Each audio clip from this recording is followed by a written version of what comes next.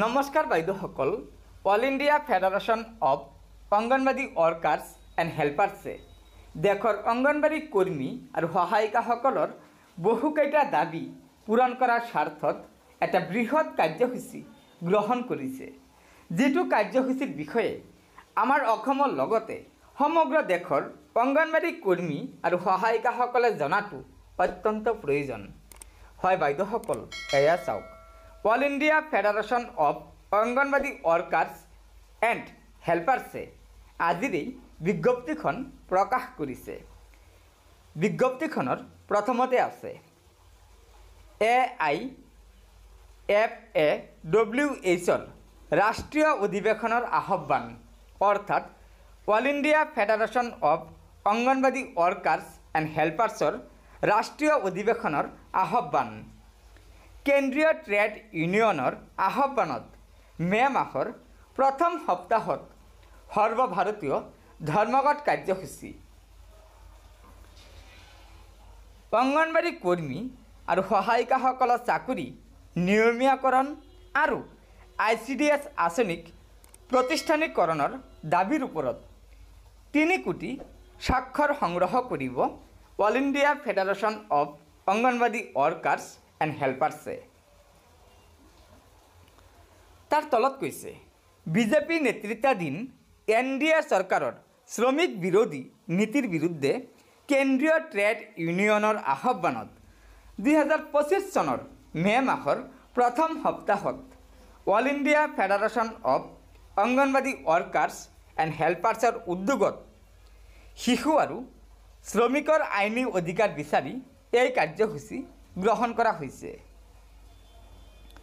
তাৰ তলত কৈছে, এই সন্মিলনত 18খন ৰাজ্য আৰু কেন্দ্ৰীয় শাসিত অঞ্চল আন্দামান আৰু নিকোবৰ, অন্ধ্ৰপ্ৰদেশ, গুজৰাট, হিমাচল প্ৰদেশ, হাৰিয়ানা, জম্মু আৰু কাশ্মীৰ, ঝাৰখণ্ড, কেৰালা, মধ্যপ্ৰদেশ, মহাৰাষ্ট্ৰ, পঞ্জাৱ, ৰাজস্থান, তামিলনাডু, তেলেংগানা, ত্ৰিপুৰাৰ প্ৰায় 3000 অংগনবাদী কৰ্মী আৰু সহায়িকা উপস্থিত থাকে।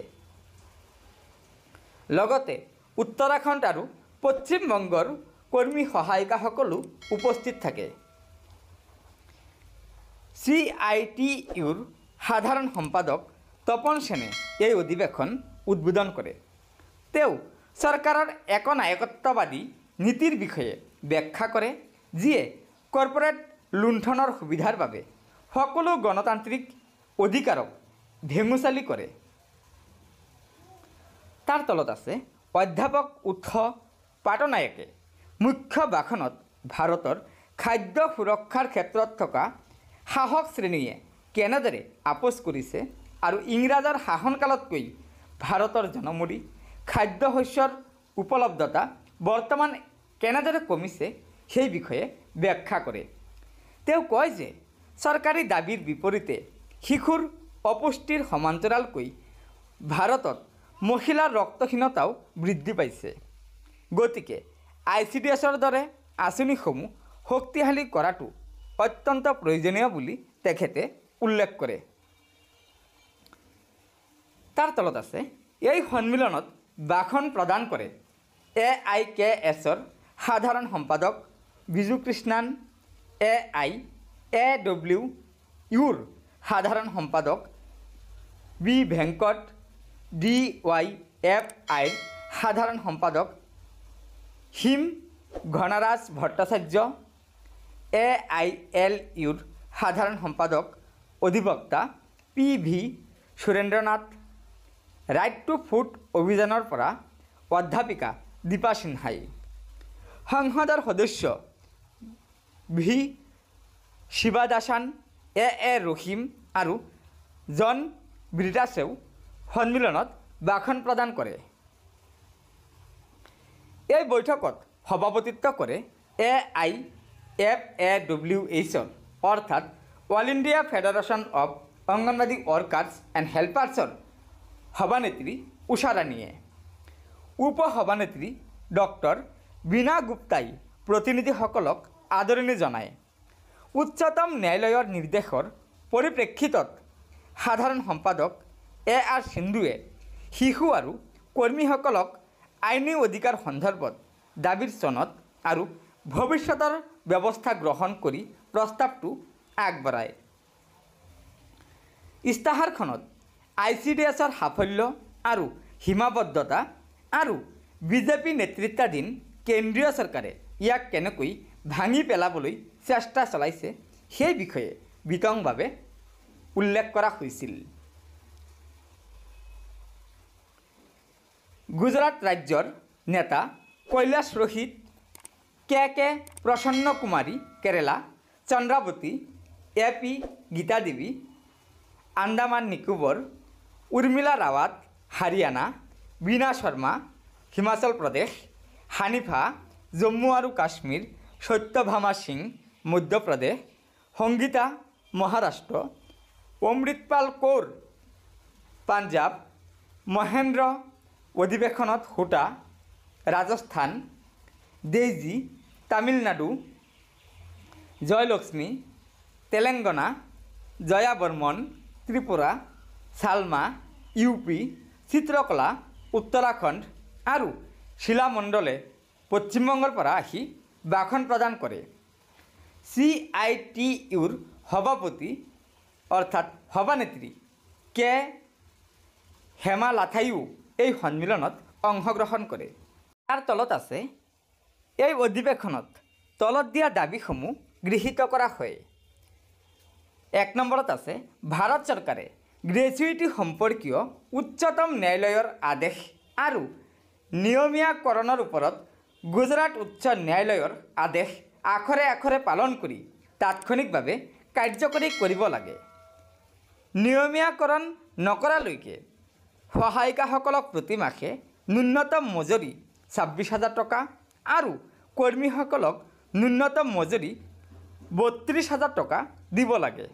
লগতে 45 নং আৰু 46 নং ILC অনুসৰি অৰ্থাৎ ILCৰ পৰামৰ্শ অনুযায়ী অংগনবাড়ী কৰ্মী আৰু সহায়িকাসকলক পেঞ্চন, ESI, PF আদিৰ ব্যৱস্থা কৰিব লাগে।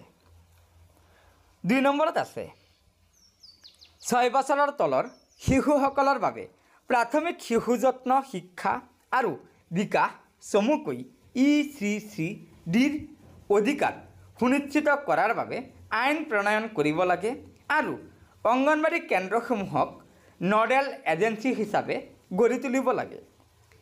NEP উভতাই লৈ যাওক।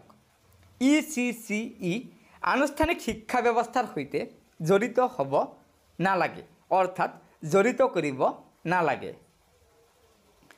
3 নম্বৰত কৈছে ECCE আইনৰ অধীনত ICDS অৰ্থাৎ সক্ষম অংগনবাড়ী আৰু পোষণ 2.0ক প্ৰতিষ্ঠানিকৰণৰ বাবে পৰ্যাপ্ত আৰ্থিক আবণ্টন, উপযুক্ত আন্তঃগাঁথনি আৰু প্ৰয়োজনীয় মানৱ সম্পদৰ সৈতে অংগনবাড়ী কাম ক্ৰেছৰ ৰূপত স্থানীয় প্ৰয়োজনীয়তাসমূহৰ যত্ন ল'ব লাগে।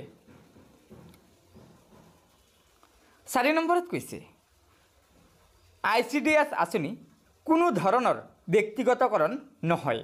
তাৰ তলত কৈছে তৎক্ষণাত 4টা শ্ৰম সংহিতা প্ৰত্যাহাৰ কৰক।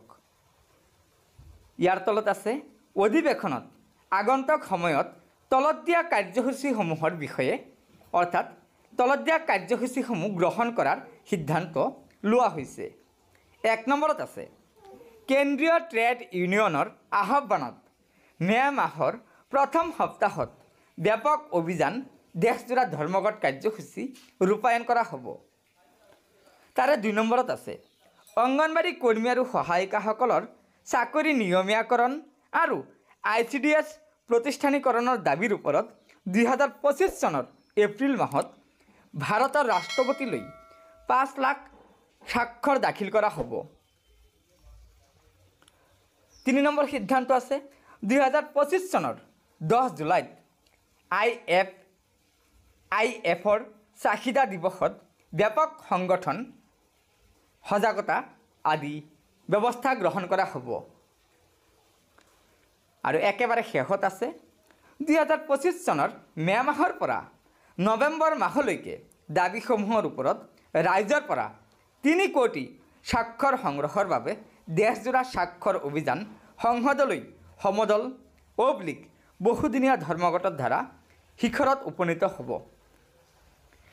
গতিকে বাইদেউসকল, এইকেইটাই আছিল অংগনবাড়ী কৰ্মী আৰু সহায়িকাসকলৰ বাবে থকা আজিৰ গুৰুত্বপূৰ্ণ খবৰ যে all India federation of anganwadi workers and হেল্পাৰ্ছে দেশৰ অংগনবাড়ী কৰ্মী আৰু সহায়িকাসকলৰ দৰমহা বৃদ্ধিকে আদি কৰি গ্ৰেচুইটি, চাকৰি নিয়মীয়াকৰণ আৰু পেঞ্চন, চিকিৎসা ভাত্তা ইত্যাদি ধৰণৰ দাবীসমূহ যাতে কেন্দ্ৰীয় চৰকাৰে অতি শীঘ্ৰে পূৰণ কৰে তাৰ বাবে all India federation of anganwadi workers and হেল্পাৰ্ছে উপৰোক্ত কাৰ্যসূচীকেইটা গ্ৰহণ কৰিছে।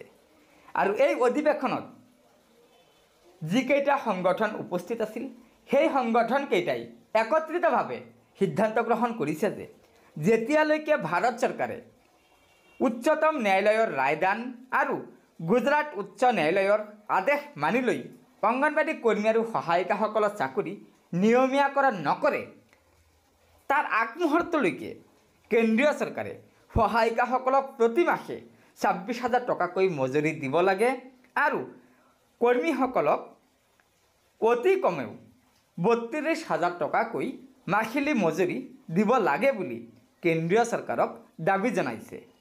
লগতে কেন্দ্ৰীয় চৰকাৰক 45 নং আৰু 46 নং ILCৰ পৰামৰ্শ অনুযায়ী অংগনবাড়ী কৰ্মী আৰু সহায়িকাসকলক পেঞ্চন, ESI, PF আদিৰ সুবিধা দিব লাগে বুলি সংগঠনকেইটাই ভাৰত চৰকাৰক দাবী জনাইছে।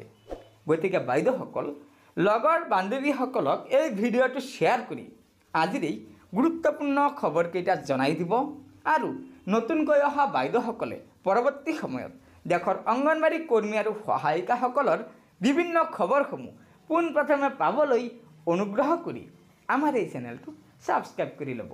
ধন্যবাদ। জয় আই অসম।